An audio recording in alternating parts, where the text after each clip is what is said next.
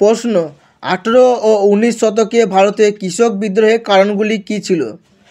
উত্তর, ইংরেজ কোম্পানি শোষণমূলক ভূমি রাজস্ব নীতি ও অপশাসনের যাতাকলে পড়ে এই দেশের কৃষকদের অবস্থা শোচনীয় হয়ে পড়েছিল, তাই তারা নানা সময় নানা ক্ষেত্রে বিদ্রোহের পথ ধরেছিল।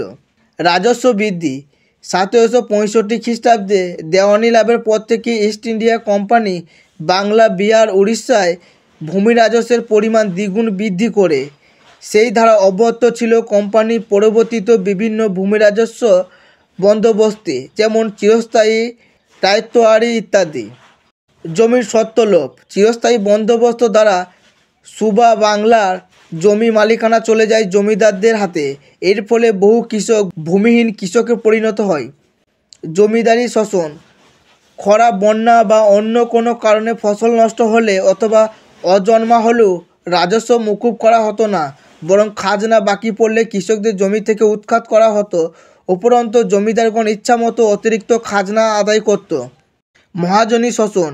সরকার নগদে ও উচ্চ হারে রাজস্ব আদায় শুরু করলে কৃষকরা মহাজনদের কাছ থেকে ঋণ নেওয়া শুরু করে, কিন্তু মহাজনরা কৃষকদের অশিক্ষার সুযোগ নিয়ে তাদের সর্বশান্ত করত, ফলে তারা ঋণের জালে আবদ্ধ হতো।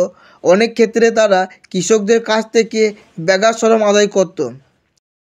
ভিডিওটি ভালো লাগলে লাইক করবে, তোমার কোনো কিছু জিজ্ঞাসা থাকলে কমেন্ট করবে এবং এই ধরনের ভিডিও পাওয়ার জন্য চ্যানেলটিকে সাবস্ক্রাইব করে পাশে থাকা বেল আইকনটিতে ক্লিক করে দেবে।